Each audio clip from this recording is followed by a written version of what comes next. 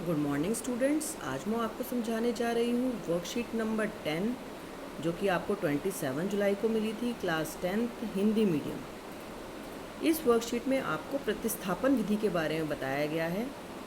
किसी भी दो चर के रैखिक समीकरण युग्म को हल करने के लिए अगर हम बीजगणितीय मेथड देखें, अलजेब्रिक मेथड को देखें, तो दो मेथड हैं, प्रतिस्थापन और विलोपन।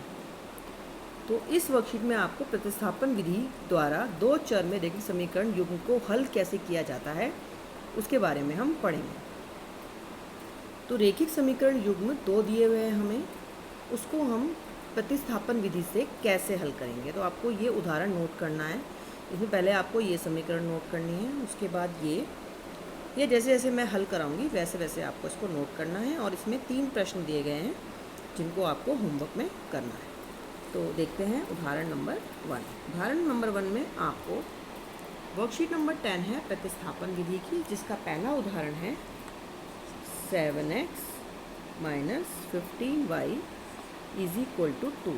ये हमारी है इक्वेशन नंबर, समीकरण नंबर 1। ये आपको वर्कशीट में मिल जाएगा। उसके बाद है x plus 2y is equal to 3। ये है हमारी, इसको हम शॉर्ट फॉर्म में 2 भी खाली लिख सकते हैं।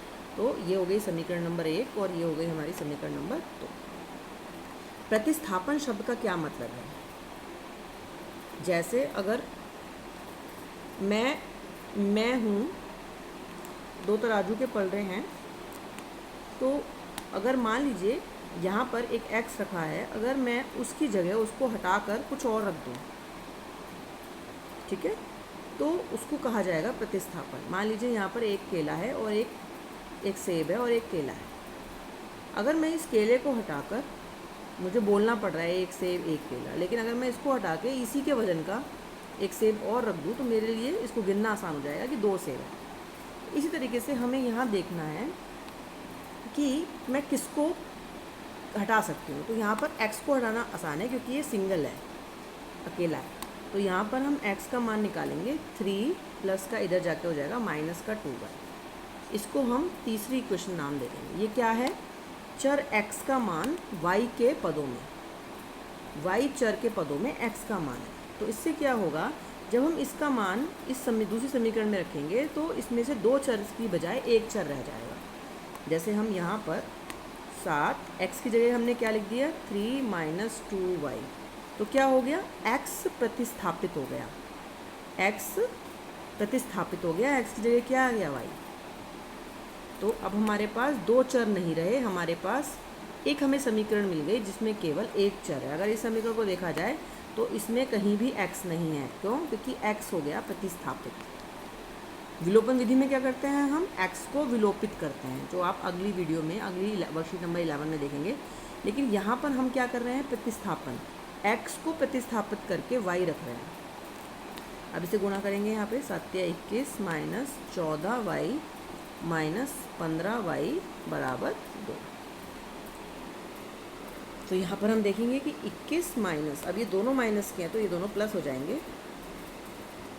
ये हम 9 का फिर पढ़ चुके हैं कि अगर माइनस 14 और माइनस 15 है तो ये दोनों एक ही फ्रेंड्स हैं, तो ये जुड़ जाते हैं, तो ये माइनस 29 आंसर दे देंगे। ये प्लस है, अभी 29y यहीं रहेगा और जो ये 21 अलग से है ये यहाँ चला जाएगा।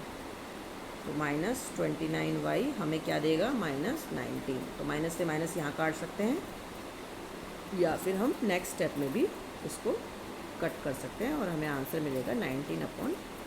किसका आंसर मिला, y का। अब इक्वेशन नंबर 3 में हमने जो वैल्यू निकाली थी वो थी x is equal to 3 minus 2y। अब इसमें हम y का मान रख देंगे, 3 माइनस 2 19/29। तो यहाँ से हमें सॉल्व करके क्या मिलेगा, तो y की जगह हमने 19/29 रख दिया, इसको से गुणा किया तो 38 हो गया। ये आप पढ़ चुके हो क्रॉस मल्टीप्लाई मेथड। जब दो हमारे पास भिन्न होती हैं, 2 फ्रैक्शन होती है, तो हम उनको क्रॉस मल्टीप्लाई करके सॉल्व कर लेते हैं। पहले इसको इससे मल्टीप्लाई करते हैं तो 29 आया, फिर इसको इससे करते हैं तो 87 आया, फिर इसको इससे करते हैं तो 38, तो हमें मिला 49/29। तो ये किसका आंसर मिला हमें, x। तो हमें 2 आंसर मिल गए, x मिला हमें 49/29 29 और y हमें मिला 19/20। तो ये हमारे दो आंसर। इसी को समझाने के लिए मैं और एक उदाहरण ले रही हूँ। तो देखते हैं कि क्या बच्चों को समझ में आता है। तो यहाँ से देखेंगे हम, ये मेरा दूसरा उदाहरण है। इसमें मैंने पहला उदाहरण लिया x + 2y = 7 और यहाँ मैंने लिया 3x - y -3।